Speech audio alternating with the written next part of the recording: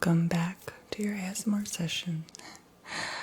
Today I'm going to go in depth about the human mind yet again, the emotions, some misconceptions, deceptions. I love talking about the psyche, psychology, philosophy, all of those things. So as I am experiencing, learning new things, I'm going to go with the flow of that.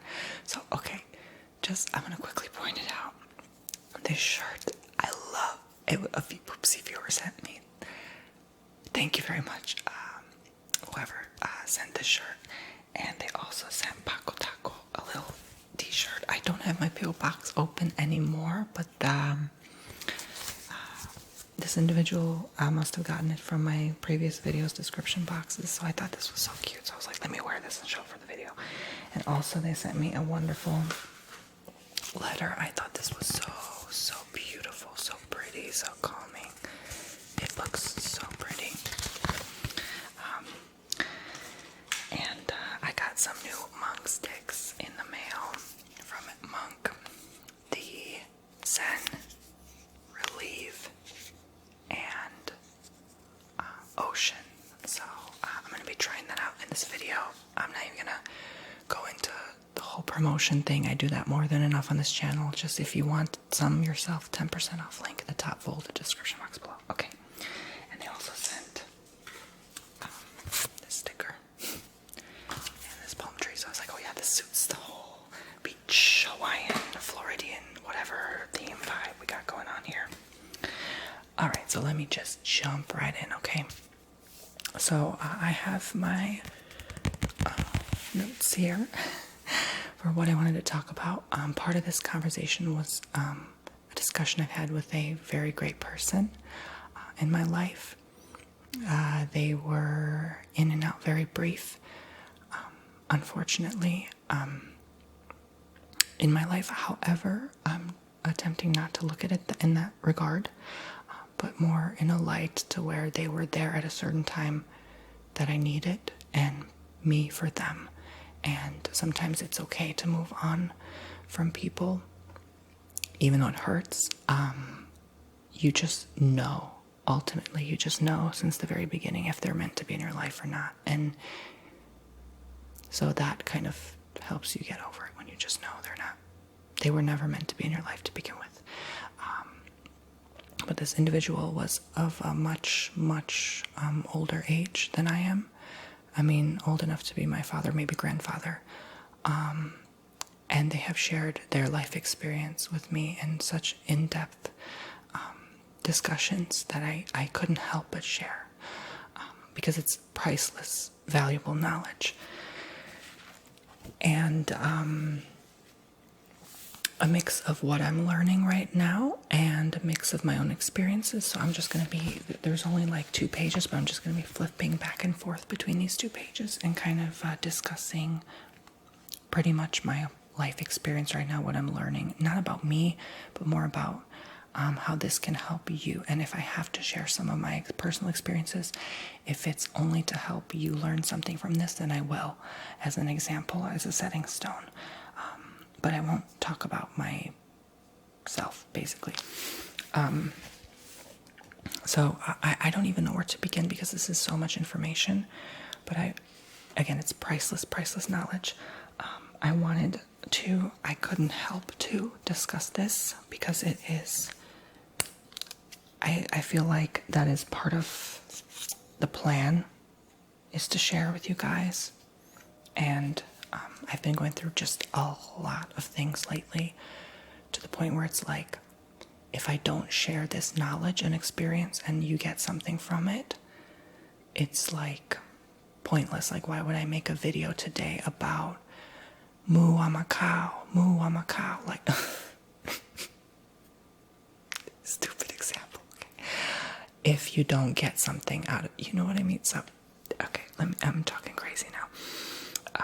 Thumbs up if you know where that's from. I recently was like, discovered what that is. I just like, anyway, hilarious. So let's talk about freedom first to begin with. How how do you experience freedom? And again, this is a multifaceted video. It may not be all about one category of living, but there are so many points to this that where it all sort of comes together. So when you ask yourself, what do I really want in this world? What do I really want out of this life? And many times freedom is one of those things.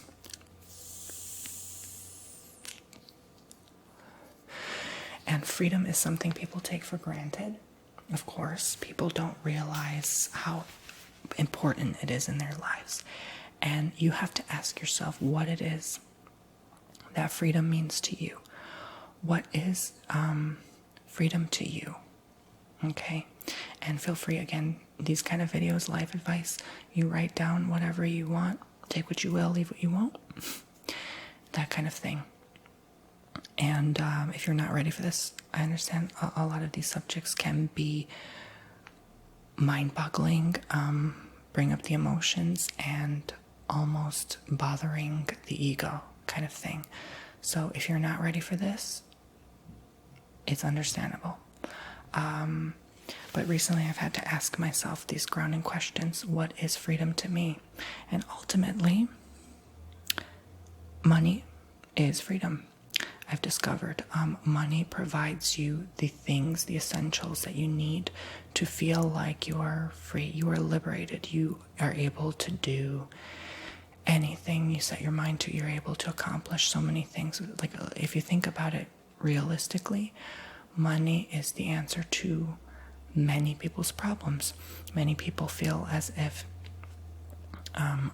example, if they are stuck in poverty, that it is the reason for them being this way, or this reason.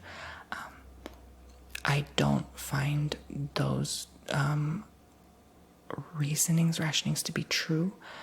Also out of personal experience, with literally being $50 left at all, and questioning if you should buy this loaf of bread or milk today or eggs today, and still somehow finding happiness in life in that, even that moment, was bringing up these questions. But ultimately, the feeling of freedom, the feeling of being free, came through not only internal work,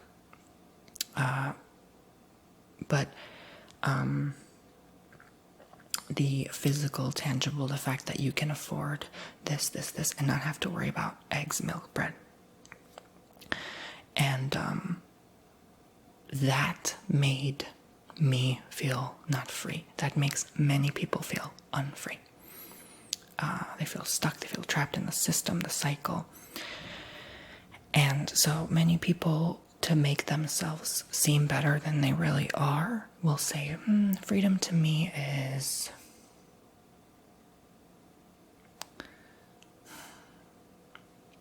helping people. But do they really want to help people, or do they just want to travel the world? Buy Prada bags and Gucci. You know, and admittedly, that is freedom to some people. By the way, this is not a piercing. I have a big mountainous pimple here. But freedom is really that money for many people. It provides the quality of life that one desires and seeks for, to where they can feel comfortable enough to where they can live their life. They are free to travel constantly. They are free to buy whatever they want and have that in their life. Not saying it leads to happiness. This is strictly the conversation of freedom. So, again, multiple points. They may not all come together clean and connect, but that is something I've realized, analyzing people, observing them, asking them questions. Ultimately, everyone kind of comes back down to the same thing. They may deceive and say it's this and this, but ultimately, when you come back down to it, it's all about the money. That is the feeling that gives people freedom, that provides freedom. Now, asking yourself how to get there is a whole nother subject. However, it is a statement, okay? And again, It may not be true for everyone. However, ultimately, that is what I've discovered from personal experience is what people tend to bring it, to reel it back in, and associate freedom with. Okay. I haven't looked into their work, but there is an author named Garrison Keillor who I've been recommended. I've heard of him. I've seen his face. I've never, I don't think, read into his work. However, an author nonetheless, and someone you may consider looking into for some of these subject matters. Okay, just thought I'd shout that out. While I was conversing with this individual, I was just quickly jotting down notes because they had so much come out of them at once that it didn't even make sense almost, because we're on completely different pages of existence, which is why one of the reasons things didn't work out. However, when you realize that, again, they were in that moment in your life, you can make peace with it and forgive them. But one of the things I've learned is to walk away and be real. And I'm going to go a little bit in depth about that because it, again, is a thing that has multiple meanings. What is Tony meaning right now by walk away and be real? Well, in many situations I have been quite, I should say perhaps deceptive, to where I'm self-deceiving. I don't even know what it is I truly want. And with that feeling, when you feel it, you project it. So other people see that in you, and they look at you as fake. They look at you as deceiving, yet again decepting, almost malicious in a way. They don't understand you. They don't truly get you unless they have a higher up perspective of all this. So a lot of the times you want to ask yourself, should I be real at this point, which you always should? Should I walk away from this because it's making me unhappy, it's making me miserable? How am I deceiving myself? What is it I'm doing that is projecting, coming across as a vibe of being unrealistic, being irrational, being not my true higher inner self, my being, my ultimate being? And that is something you want to question, same as with the conversation about freedom and money. It may sound quite conceited to say that money is the only thing, and I'm not saying yet again that it's the only thing that provides freedom, but for majority of humans, money does provide that feeling. If you were to get something tangible and provide an associative feeling with it, that is money, is freedom. Time and time again, numerous individuals who have tons of massive amounts of wealth will tell you that that was their key to freedom. Their insecurity was so high, was so immense, to the point where they felt the need, many of them also, to make massive amounts of wealth to feel secure. That's another thing. And they associate money with that security. It's very, very true. So some people don't know anything for better than that money. Some people, all their lives, they just exist in it, work for it. They know everything about it, and that's their form of freedom, is the knowledge about money. And they associate money with all sorts of different things: power, success. But again, to do your own individual inner workings and realize that that also is not the answer is another subject. But again, I like talking about these things and opening your mind up to what the possibilities of life are. So that's something I've had to come to realize and come to a conclusion, is that I am perhaps at times not being my authentic self and projecting this insecurity. So I have had to take the stance and walk away and be real and be myself and true to myself and my understandings of my boundaries, my limitations, my what I'm okay with. A lot of times I will let people walk over me and do the things that I normally don't like. Is that thunder or waste management? Anyway, so I also will project that and say things to kind of keep the flow, keep the relationship going. Whereas it is sometimes just a projection of the insecurity, fear of being alone, abandoned, fear of being unloved, and etc. So it all comes back down to that. So the thing you want to do is value and respect yourself the most, rather than, I'm not saying rather than the other person. You should, part of being authentic is to value and respect them as well. However, it is a give and take. But when they cross the line with you, to be real and tell them, or be real and authentic to yourself and your values, and project even your insecurities, even if it hurts, even if it feels wrong at a certain period in time. I know a lot of these subjects, again, are uncomfortable to discuss, and we don't always want to open up to people like that because fear of being stepped on, fear of being, again, abandoned. God forbid we say a bit too much to them and scare them away. Again, their fear is their insecurity, not yours. So you want to stay true to yourself and respect their boundaries and their insecurities, but at the same time respect yours. If you're not compatible and aligned with that understanding, then perhaps either it is time to move on, or it is time to talk about these things. And if they're not willing to talk about these things openly with you, then that definitely means that it is time to move on and walk away. So you see how it's all coming back together now.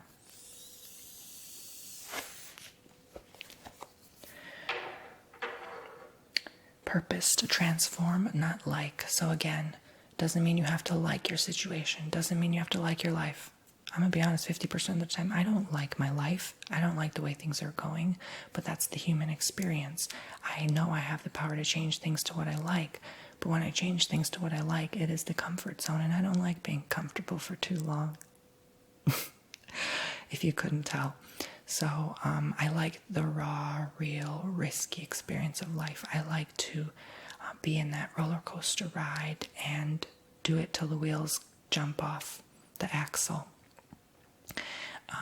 I am that kind of willing to be adventurous and exploring individual. I won't literally ride the world's scariest roller coaster, or jump off a plane, or sit in a car while a tornado whirs by me. But in life experience and pain and hurt and suffering, I'm willing to go through that to bring it to the light. So my purpose is, I've ultimately came to some conclusion and some definition of it where I can grasp it and have a solid stance on myself to the core, is to transform life, not like it. You don't have to like what you're going through. Do you think we liked, some of us, that our souls had to sign up to be here?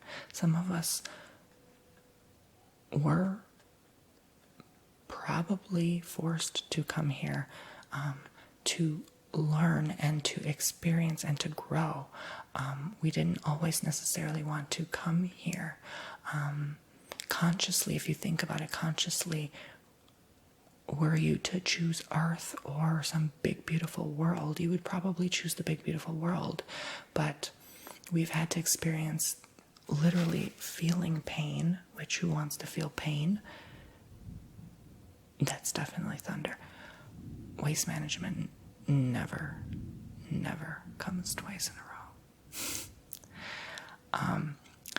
But we want to experience these things to grow. So even if it hurts, I like the hurt, I like the pain, I can handle it, I can manage it. It sucks, but I like to do that rather than be bored and too comfortable all the time. So even learning about these things and experiencing growth in myself and sharing it with others, even if there may be bickering, let's say, back and forth, agreements and disagreements about what I say, I have to be the one to stand up and say it, or no one else will. No one else can share my story and my experiences, what I've learned and what I'm sharing right now. Nobody else. You can get all sorts of videos online about this stuff in their own way, but this is my own way, honey. Okay, so you're never going to hear it the way I say it from anyone else. And same with you. You're never going to have anyone else share it the way you do. So share your story. It's very important for people to listen to because, one, you don't know whose life you're going to save today. You don't know who needed to hear that message today and how important it was to them. So don't be afraid to speak up and say it, okay? Say what's on your mind. That's part of the being real. So ultimately, I hope you understand the concept of transformation rather than accepting.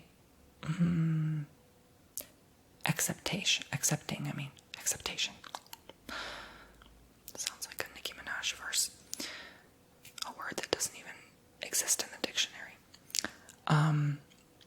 But liking is part of acceptance. So even though ironically acceptance is literally the thing that leads to freedom, it's linked in with liking things. So in order to transform yourself, you have to almost not like it, not accept it, but still do it anyway. Like you don't accept a certain thing in your life, but you're still like, I'll put up with their mess because out of love, I love them, you know? And, but the thing is, if you're not free, it's almost like you don't. Okay, how do I say this in a different way? Because it's like an equation. Because acceptance is linked in with liking something. If you don't like something, you don't accept that into your life. But acceptance is freedom. And if you don't like it, you don't have acceptance, you don't have freedom, and you don't have what I call money. Okay, that's a bland way to put it. It's just an example. So if you don't like something, you're not necessarily going to attract, example, money. With emitting that kind of hatred energy towards something. But at the same time, when you are sitting in the transformation in the unacceptance of things, it still takes you to a different location. So it doesn't necessarily mean that because you are in transformation mode, you are in the pain of life, that you won't, let's say, attract money your door or feel free. That kind of thing makes me feel free personally, is growing pain, learning, suffering, because now I'm experiencing something different, which I always like to do. I always like change. So because I always like change, that's my form of freedom. And I don't like the long-term hurt of that suffering or that growing experience. However, it still channels energy of willing to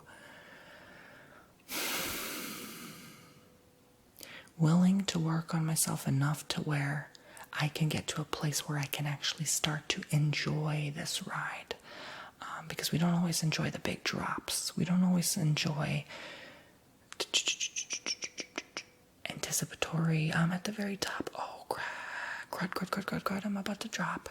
But that rush feeling is almost like at the end you experience the ride and you look back and you're like, it wasn't actually that bad. I actually liked it.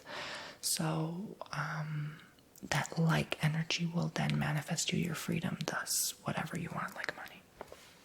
So it's kind of a confusing subject. You may need to play this back. But now I'm going to talk about how we all have different core beliefs, and they are presented by concentric circles. So a circle within a circle within a circle within a circle, etc., etc., etc. So one of my questions was, really want to help people? Really want to help people? Do I? Which I do. I love it. But it's part of the core beliefs, because some of my core beliefs are my values are contradictory as such with the discussion I have just formulated with you about freedom and liking and transforming. So in a sense they do contradict, but at the same time, doesn't everything contradict itself in this reality? So we don't always agree with things, which is why the news is there, basically. Politics. Did they just do that? Do they really think that? And then the opposite party contradicts and itself, and people don't realize it's all just, it's entertaining because everything just ultimately contradicts itself and each other. Reality television, all of that crud nonsense. It's just all just entertaining. It's like watching a train wreck. It's just because it's constantly bickering back and forth, contradicting itself. But we all do that. We all do that. And we don't realize it. So that was one of the questions I've had to ask myself, because apparently during the conversation, something contradicted me really wanting to help people. So I thought I'd write it down. I don't see how now, because it was literally like 2-3 months ago. How could I possibly remember everything I've said? And it's all about asking yourself what it is you really value. So the concentric circles are basically demonstrated as, here's the innermost circle, in which is the core to my belief, true, the closest thing to my heart right now. And then the outer circle is the next furthest thing. Imagine it as a solar system. So the sun is your heart, your ultimate being, the higher self, knowing and feeling and loving and accepting and forgiving and compassion, understanding, acceptance, bliss, all of that peace. And then there is Mercury. Anywhere the space between the sun's surface and the surface of Mercury, all around the orbit, anywhere in that vicinity of space is thus the next area to where you feel perhaps it's things like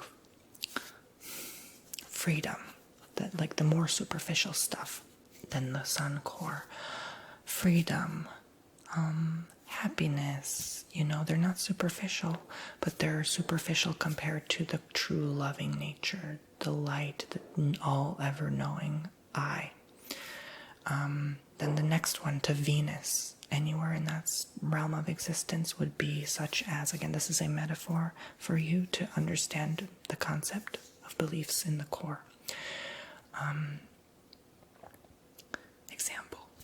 It's even too soon for these words. Like, these words are more like Saturn, Neptune, my house, my dog, my phone, laptop, blonde hair. And then to Earth, it's like my appearance, even more superficial. God, like it, totally not relevant. Not even tangible objects. It's just like so out there. Like, I'm just giving an example, like to be dramatic. Again, this stuff would be like Pluto and beyond on a normal scale, but I'm just getting to the point quickly here. You get the point already. I don't even need to go into it because it's going to take all day. But so basically it is demonstrated as this kind of thing. So there's the inner heart and then the orbiting planets, and that is linked in also with people and how you feel about them and the boundaries of who you have in your life and where you place them at and accept them within your core belief. So that was one of the things I wanted to address, is really want to help people. And that is anywhere between the sun and Mercury for me. I do, but sometimes I have little indicators that contradict that core belief. Okay, so they can also shift and constantly go in and out of orbit of different parameters of different locations. All of a sudden, one may be within the vicinity of Mercury and Venus, and then 2-3 years down the line, they are between Saturn and Jupiter, and all of a sudden you don't care as much, or those things don't mean as much to you as they used to. So they constantly go back and forth, and sometimes they can come back as close to the sun. And that's the pain of growing, is, wow, I've been deceiving myself this whole time, and I've been living in this to where I've been living in this shame, to where I have been deceiving myself for so long, to where I could not even accept that this core belief was actually meant to be here and not out there. And that was a mask for me to make myself appear like I know it all or better than I am, or I don't know, kind of an egocentric thing. So I don't know. I'm just gonna address this kava bar kratom that was recommended to me. Kratom kava bar. I don't know what that is. It was some type of food or something for memory, I think, or I don't know. Look it up. If it vibes with you, get it. If not, don't get it. I just thought I'd share because this was one of the discussion things. Proactive about my expectations. Know what to expect and put it on the table. So this is one of those things that, again, is the deceiving aspect of my quality, which I'm healing that old wound and bringing it to the light at this time, is being true to myself to where I will address and tell you what it is I demand and want. And think of your own expectation. Think of your own scenarios right now to where you feel like you're not telling someone the truth, okay? And again, write any of this down. So you have to get a deep-rooted concept of what your expectations are so that you can put them on the table to begin with. If this mug stick is not in my hand, how am I going to put it on the table? I'm just going to put nothingness there. And that's basically what we do when we give false expectations to people and deceive them. We are giving them nothing, no value, almost no remorse, no purpose to work on, no thing to accept. So, and ultimately no judgment. Like, they cannot place a judgment upon us based on our dictation. Judgment meaning the concept of perceiving us in a certain light, not, oh my God, you're so ugly, like not that kind of thing. Again, that's a confusing word for some people based on context. But, and being proactive about your expectations is where you can constantly, actively accept yourself and your core beliefs and bring them on the table, whether the person likes that core belief in you or not, because your core belief may be on Venus, and that same core belief of loving my family may be on Neptune for them, and they may judge you and not accept you for that. However, if you tell them that your love of family is on Neptune as well, and you don't really mean it, later down the line you do something that makes them see that in you, you're a liar, you're a deceiver, you're this and that. So that affects interpersonal relationships, and it's quite valuable, priceless knowledge to know yourself, to know thyself so well, to write this stuff down, make your little Neptune, Pluto, Venus concentric circles, ask yourself questions, ask yourself what you really like, what you really value, what you really want in this world. And that is how you attract more of what you want. The more you put in that inner heart circle, the more you will bring to yourself. Don't do it just because you want it. Like, you're going to start putting money here. Money, honestly, never belongs here. It may give you freedom, but that's more of a Earth, Mars, Jupiter kind of category. I'd say halfway between. Freedom would be like Mercury, Venus, Earth. So it is vital for you to formulate these things and draw those circles. Draw the lines, breaking point. Control equals no. So I wrote this down, but to summarize for you, that was the problem I've originally had up until now. And this person has told me for any of my insecurities, I should always say up until now. I was like this. I was insecure. I had low self-esteem. Up until now. Up until now.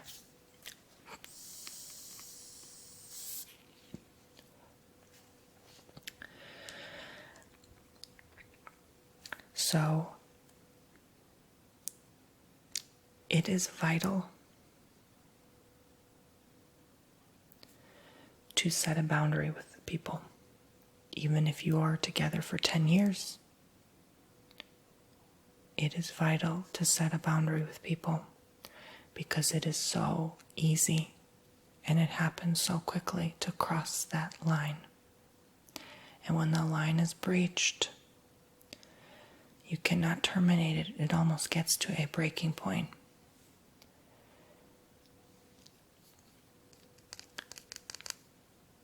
To get real emotional with you, imagine putting something in your concentric circle in the main core. And it means so much to you. And you've given this person so much power and trust over you to where they know what that thing is. They know your deepest, darkest thing that means so much to you and brightest. It can be bright. It doesn't always have to be dark. We should always take the word dark out of our vocabulary. But they get there and they take it and juice it and use it against you. And because you didn't set that boundary of what is okay and accepting for you, you gave them so much power to do damage and control you. That is where it is important to make that very clear with people, because anyone watching has the power to do that to someone. And we deny it, but we do. We have the power to do this. And when someone gives us that much liberation over them, it is that easy to breach. So, however, this links in with control, because control, to have to feel the need to control people's boundaries and limitations, is never okay. It's never accepting. You have to respect and understand people's set limits. And if they say no, that means, guess what? No. If they are not telling you it is okay or not, and you break that point, well, that is because they never set the boundary with you. So how could you know to begin with? And it's happened to all of us. If you get a feel that it's no, that means no. But sometimes feeling can be mixed, and it can be hard to really know what people feel. So in your case, watching this video now, it is always best to say no, unless you know the person for like several years and you're telepathic, basically. I've seen this with twins. They've gotten so much, I don't know, either out of desperation, fear of abandonment, because they're literally one and the same. You can argue it's genetic, but the whole blood draws in more than water, whatever. Twins have a difficult concept of grasping what a boundary is, because now they are into their lives so much. They know each other's sexual life. They know each other, like, to the point of it being almost honestly disgusting. I don't believe any siblings should share that much within each other. That's part of the boundary thing.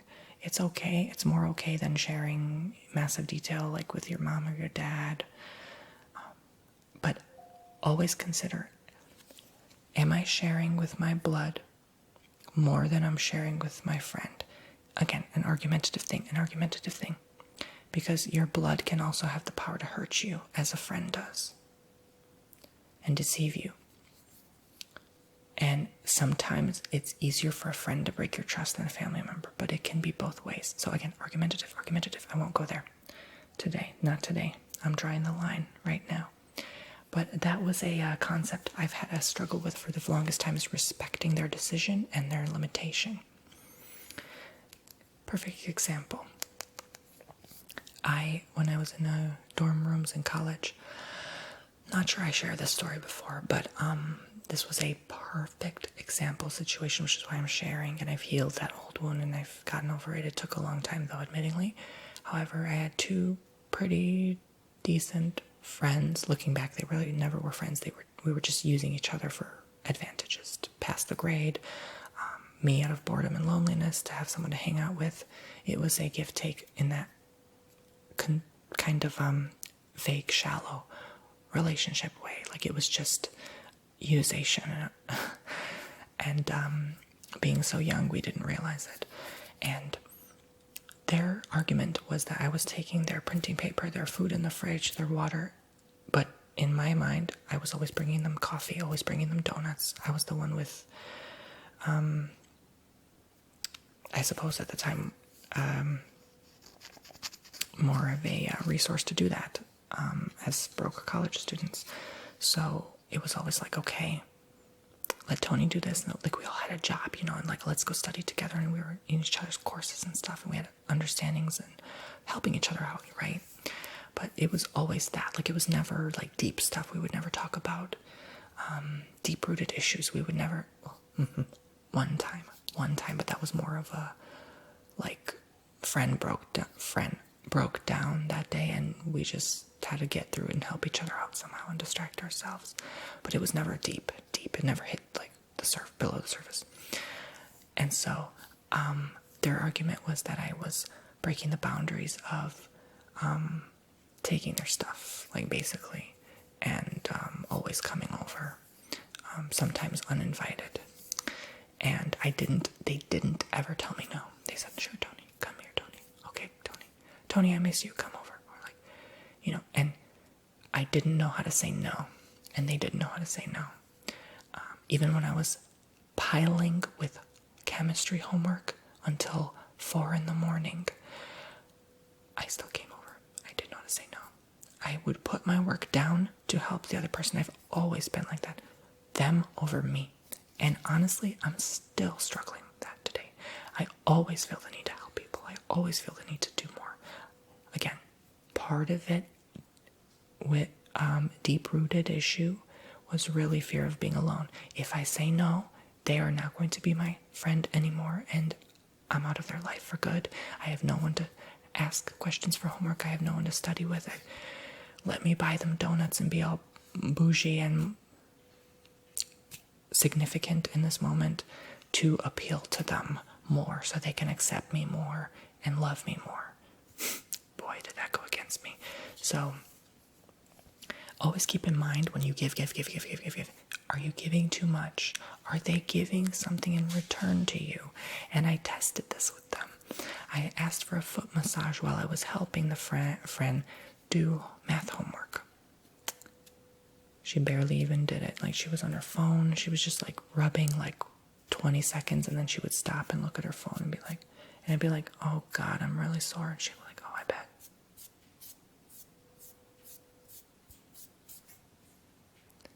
And I was right there, literally helping her pass mathematics.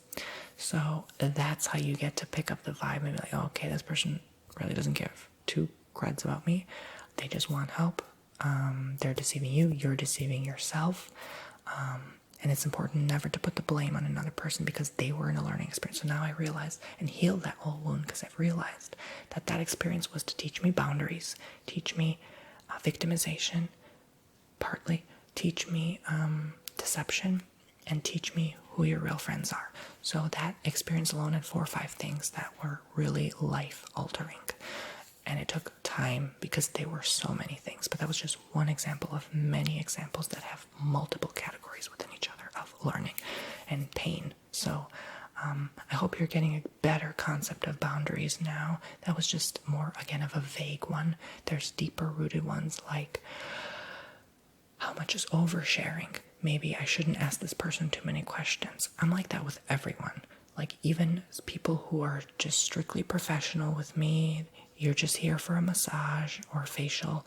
Like, I at least feel that compassion enough to where I can dare to ask them about their day and what their ultimately deep-rooted issues are. That's in me. I've always liked to do that stuff. So The question is, though, are you, again, just asking them those things out of a fear of being alone, out of a fear of having nothing to say, out of a fear of coming across as you really don't care about me, meaning this person that you're talking to? So you always want to question things, but you don't always have to know why. That's the beautiful thing about it. You don't always have to know why things happen a certain way, why patterns repeat, why cycles in life come again and again to teach us things.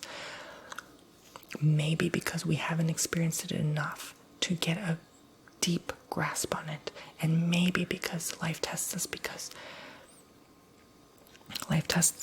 us, with repeating scenarios. So until we grasp a concept fully and heal it and look at it a different way, when you no longer look at it as this person is setting up a wall, you now look at it as they have healthy boundaries and you respect them. That's it, okay? So never control anyone and tell them to break their boundaries. Oh my God, I've had this done to me. This manipulative tactics where someone will, and you'll pick up on this, where someone tells you that it is not okay to hang, this is the worst I've gotten, it is not okay to hang out with your friend at a certain time of day. You're supposed to come over and see me every week at this certain time. You're not supposed to make plans outside of, bye. I don't need you, boo-boo. If you're gonna tell me what day and time to live my life, honey, okay? And again, I probably need to heal that to where I can look at him as a loving person, and you can forgive their behavior, but I'm not even gonna go into it. This is a whole nother video. But to not necessarily forgive, to forgive them, but not necessarily forgive their behavior. That's what I meant. The behavior is not okay, and you have to make that clear. That's part of drawing the lines. You have to give a person a heads up, a notice that what they did was not okay with you, but you're okay with them as a person.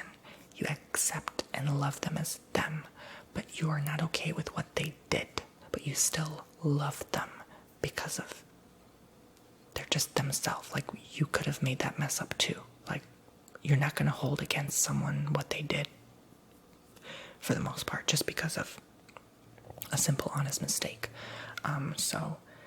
Again, that's also part of your values. Like, do you really value and accept what I just said to you? Or are you like, Tony, I'm more of, like, if someone ever hurts me that much, I would much rather not them being in my life. And be honest with yourself about that approach. Don't deceive them and yourself and say, oh, okay, I'll let them walk over me, but I'm not okay with it. Say no. If they tell me what time and day to live my life, I'm not going to be okay with it. We were getting along very, very quickly. Very quickly. But as soon as they told me that was a major red flag. So you have to respect yourself enough to where no one steps on you and tells you what to do. They can give you advice, but you take what you will and leave what you won't, just like with this video. So control is never okay and never an answer. Unless you are in a life-death scenario and they have no choice but to take you to the hospital, for example. Like, you have to all of a sudden break all those walls in that moment because they're constantly flexible. It's like a strong rubber band. Set your values, set your ego aside. Even if you don't care about helping people, that person is bleeding on the floor to death. You gotta take them to the hospital, to the ambulance. So I'm just giving you a broad example. Like, obviously anyone in their right mind would do that, even if they're a psychopath with horrible, horrible behaviors. The right thing to do is always the right thing to do at the end of the day.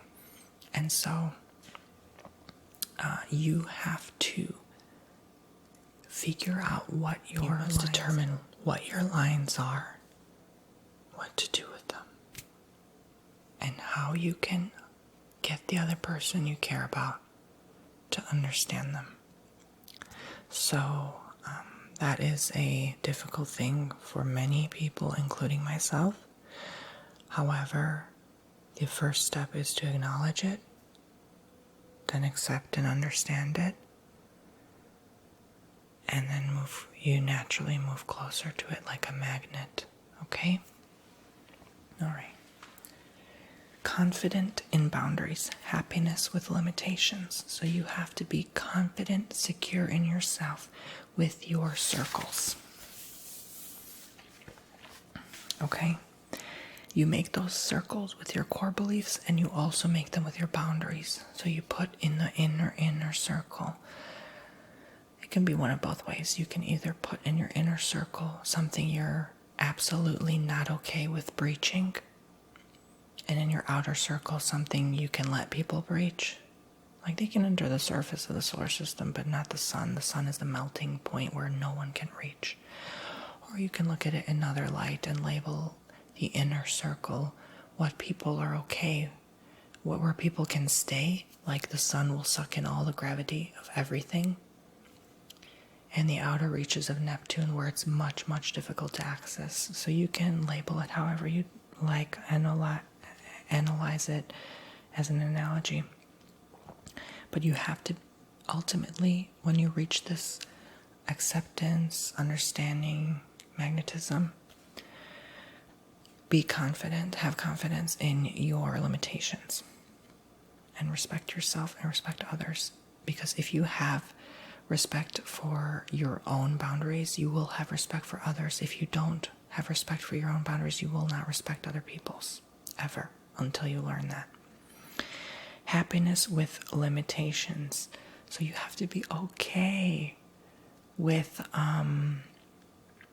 these things, because everyone has to put a label on something, whether we like it or not. You can say, I don't like labeling things. Yes, you do. Yes, you do. You have all those like Ziploc baggies at home with the markers and stuff. Don't lie. Don't lie. You have a label maker at home, a sticker maker. You have all your folders organized. The people I've learned who say, I don't like labels, yes, you do. Shut up. That's what I've learned. Like, people who share, almost overshare, are the thing they're most insecure about, the thing they're most not confident with. So it's almost like white noise when you hear people just go on and on about example, veganism, or how they don't like labels, or how much they care about their appearance. I'm just like, that's the thing you're most insecure about, because you feel the need to share it because it's bothering you so much. It's like a volcano, like a lava's about to come out, and you cannot help but share it. Nothing wrong with sharing, that's part of the healing process, but I'm just saying, okay, you gotta find happiness with labeling the things, okay? So if you say you don't like labels, you gotta find happiness and accept it, because we gotta label you as something. How are we gonna understand what you mean? Energy? Like, okay, hold on, let me feel you. Let me feel. Oh, I see. Okay. You're a woman in her 20s who is a lesbian who likes vegetables. Okay. And I knew that because I felt you. No, you gotta tell us like it is. If you are allergic to eggplant, you gotta say it or you're gonna die. I don't know, I don't like to label my allergies. Oh, shut up. That's the thing of this generation that I honestly cannot fully accept to this day, is the fact that we are so not okay with putting a word on things. How else are you to express yourself? Okay? And that's why, did you notice people started labeling, like, rather than gay, straight, bi, people started labeling as non-gender binary, queer, alien, or something like that. And I'm just like, see, you just put a label on that. You actually feel like a genderless alien. You just labeled yourself. We, as humans, need a label. You need to see $4.99 on that paper towel, otherwise you're not going to buy it, because you don't know how much it costs. How are you going to be in a relationship if you don't know what this person's boundaries are? Oh, I just felt them? Okay. Not realistic. So you see what I mean. I'm just starting to get to the point here. To be happy with that. Hurt and uncomfortable, different things. Okay, this is the thing I got twisted.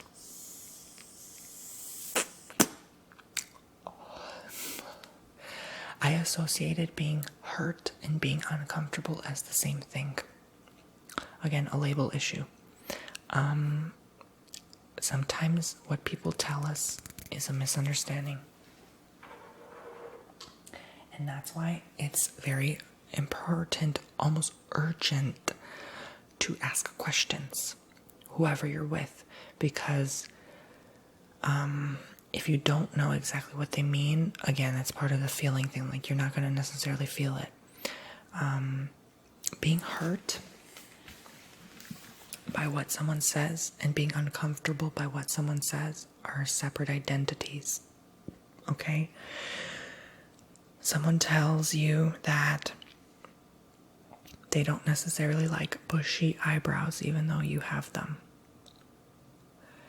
You could either be hurt, meaning offended, by what they said because you have bushy eyebrows and they didn't directly tell you that they don't like them on you, or they just literally didn't even think of you in that scenario. They were just giving you an honest opinion about the fact that they don't like bushy eyebrows. They never actually intended to say it, but you registered it as an insult because that's the normal human being thing to do. That is being hurt. Or you could be uncomfortable by what they said because it's such a weird thing to say that, like, you're like, why would they say that? That makes me uncomfortable, red flag kind of thing. And you didn't get offended, but you're not comfortable with that conversation because it's either A, superficial, or B, you just don't get it. You don't vibe with it. So maybe you're uncomfortable a little bit. So that's where I had to realize that hurt and uncomfortable were two different things. And I had to really check in with my felt sense and say, is this person or this situation or this thing making me hurt? Or am I just uncomfortable? It's that simple. And that's part of the boundary thing. Like, okay, when you set your chart, you draw your little circles, you guys, my poopsies. Ask yourself, if someone breached this lane, and it's flexible, they can be in and out, you can even label, like with post-it notes, like this, label this word, like,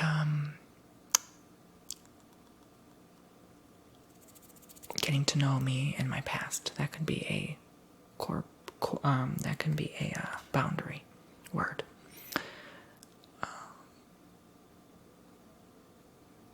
And you can label it flexible to an extent, or you can label it not flexible at all, or you could label it totally flexible.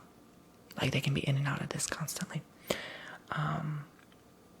So when you label those things, ask yourself, if they breach the surface of this flexible fabric or non-flexible fabric of my existence, would it make me hurt or uncomfortable? And that's how you know what to label. If it would make you hurt, you better make that thing a solid brick wall, concrete. If it would make you uncomfortable, you can make it flexible. So I hope that makes sense. Really ask yourself. Set boundaries, know who you are.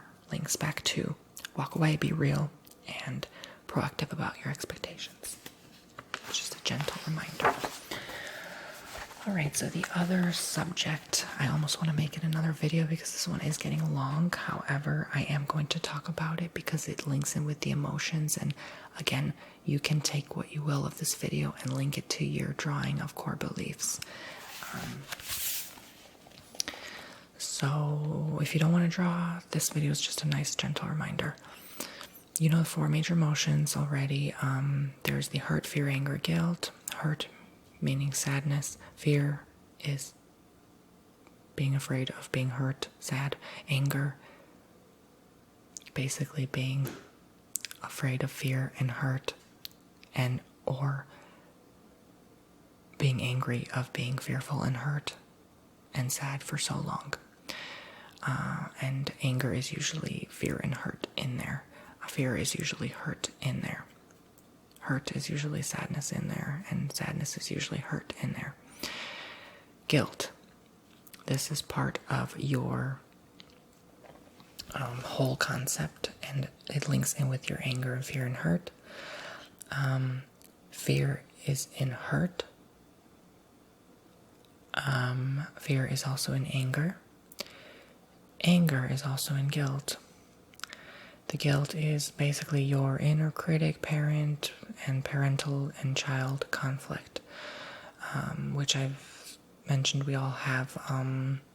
Our inner child, our inner parent, our inner adult. They punish yourself, they suppress you and your emotions, and they cause depression. Guilt is unforgiveness, okay?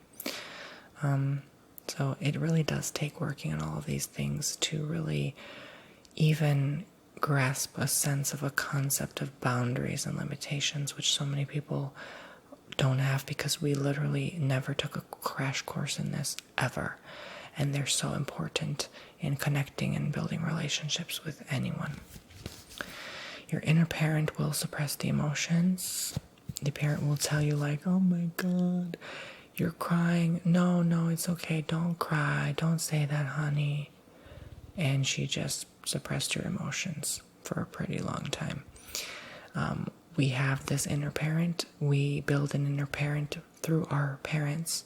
So when we say that our parents mess us up, oh yes, they do, but to put the blame on them is another subject.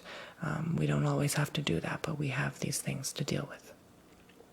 Solution: to be one whole, complete in forgiving the other person. It is just priceless knowledge. I feel like that is ultimately the answer for many things, and that is how we move on. That is the one sunlight core true to ourself, our nature, our higher being, is to forgive. The issue is the separation and the division, however, of that core state when you really get yourself away from that and go on Pluto and feel cold. No wonder, because you are far from the heat source of your loving heart, which is unconditional acceptance, and love is basically within everything. So the problem really would be to separate yourself from your true self and know thyself entirely. Again, depression is anger just reverted in yourself. You're angry, which is really a projection, a mask.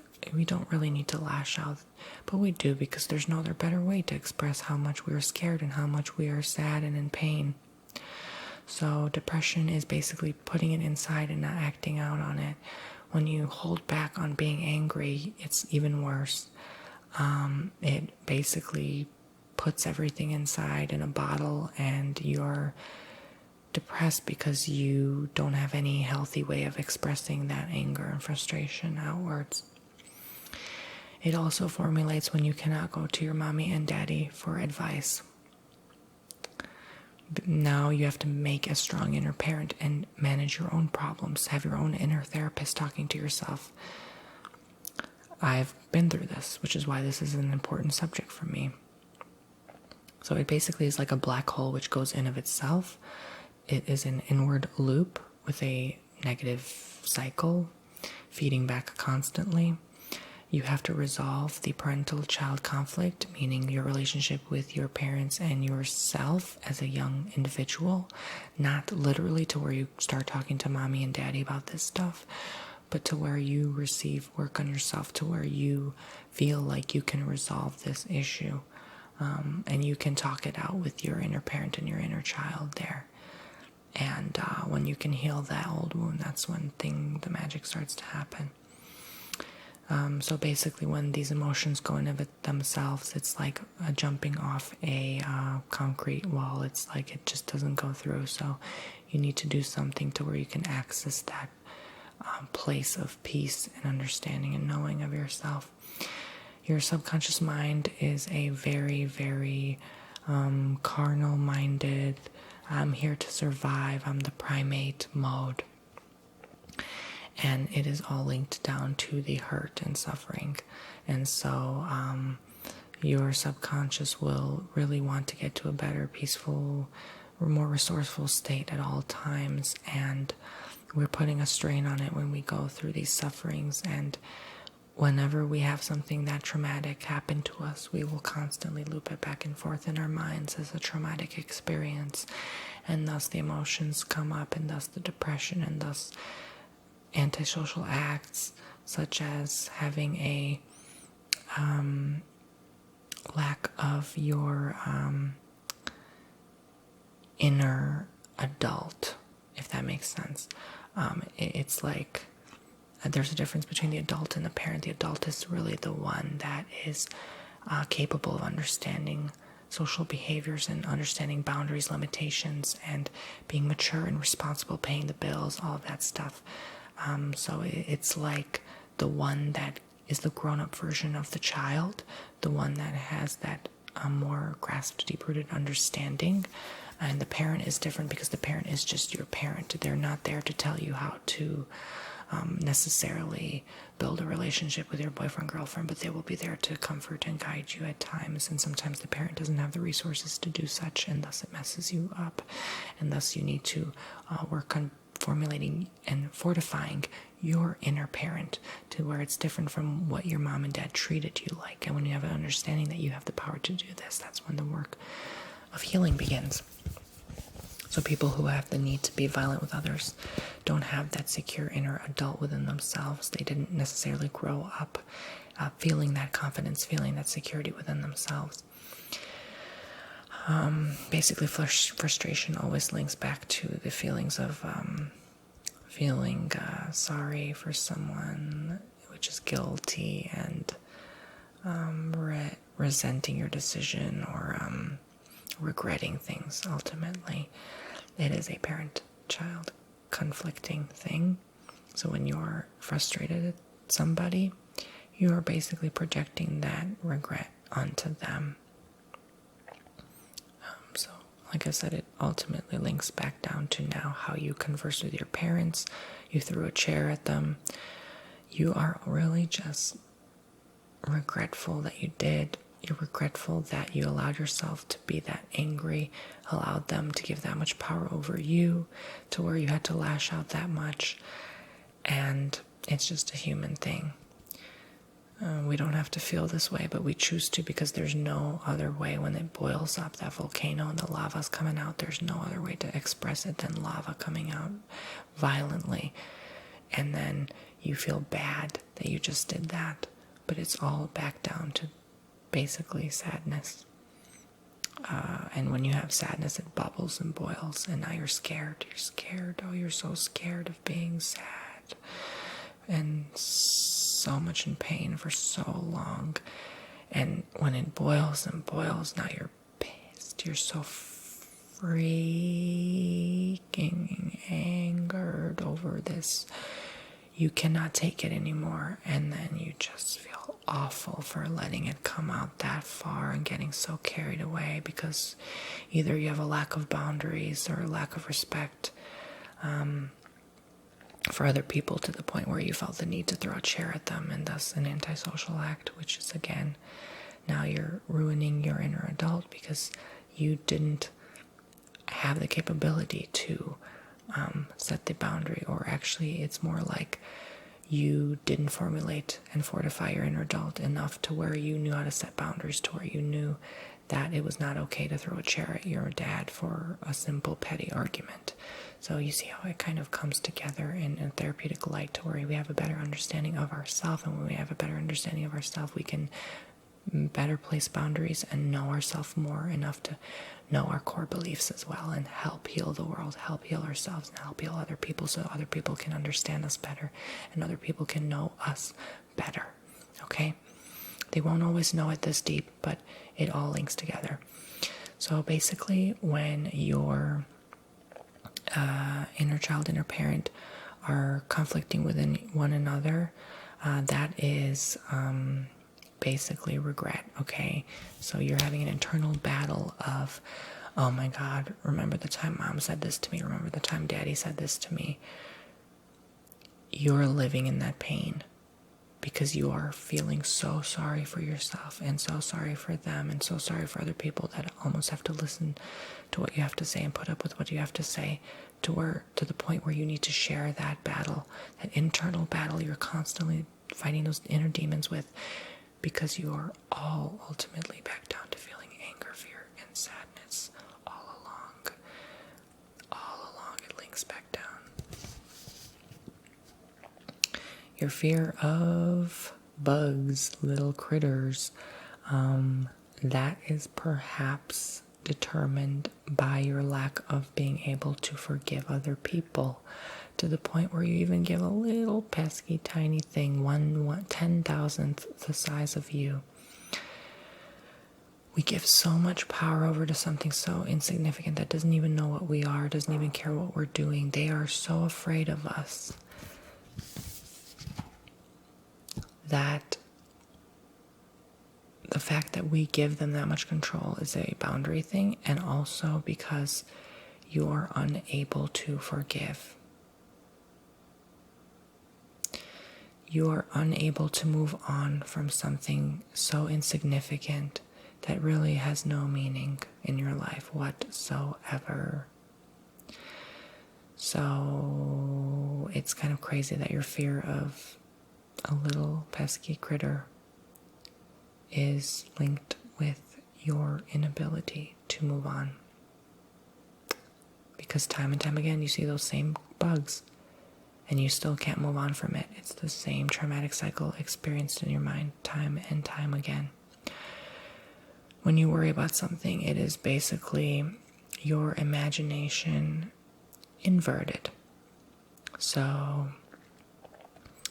you are now conceiving of life and expecting how it should be, when really it's not even playing out that way. And you're so worried all along about that thing that is so imaginary and so probably not going to happen, but it's happening because you were so worried about it, you just manifested it. And you're using your beautiful big mind imagining this whole world of things. What if this, what if that happens? It's linked back down to the fear, concern over a scenario that could possibly occur, which is not occurring. So why worry about it? Why do we give so much power to an imaginative scenario? We give power to a spider. We give power to literally nothing, like a potential future timeline that doesn't exist yet. We give power to people. And we start to worry. Are they going to continue talking to me? Did I cross the line with them? Guilt tripping ourselves. What if? You're fearful. Now you're angry. They won't text you back because you didn't know how to handle the scenario better. Rather than, okay, maybe they're just busy. Maybe they're just going through these same motions as you are.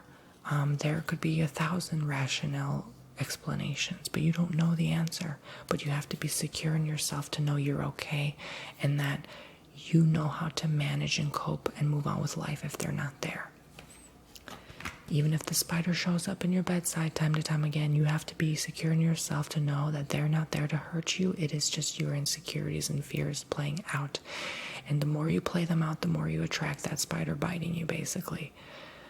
Or life kicking you in the butt. And life is pretty much supposed to be big and beautiful when you're really connected to yourself and have a deep-rooted meaning of this. Basically, it all comes back down to being fearful and being loving. There's only those two things. You're afraid or you're in love mode. The love mode will always guide, heal, protect, and assist you. The fear does nothing for you. I remember this iconic quote a good old friend told me once. You gain nothing worrying. Absolutely nothing. Literally, you just sitting there worrying about something, you are only losing. You are gaining nothing. There is no possible gain you will achieve from sitting there worried about your internal frustrations that you are literally creating. It is the workings of your own mind because you have not healed the subconscious with all of that I've just spoken about. The battles of your adult parent-child, and thus not being secure in your beliefs and boundaries. Never ever should you fight when you are angry. Fight with the feeling of anger.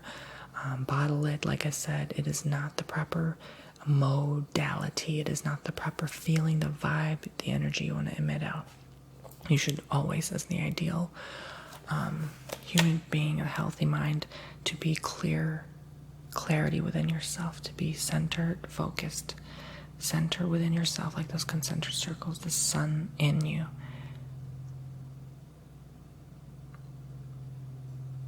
That is when you should have a better response to conflicting, dangerous things like this. When you are in danger, when that spider is about to bite you, when you remain calm, the chaos goes away. It doesn't ensue furthermore. That spider will walk away. Spider can be a metaphor for literally anything bothering you in your life. But it could also mean spider because, gosh, they can be scary sometimes.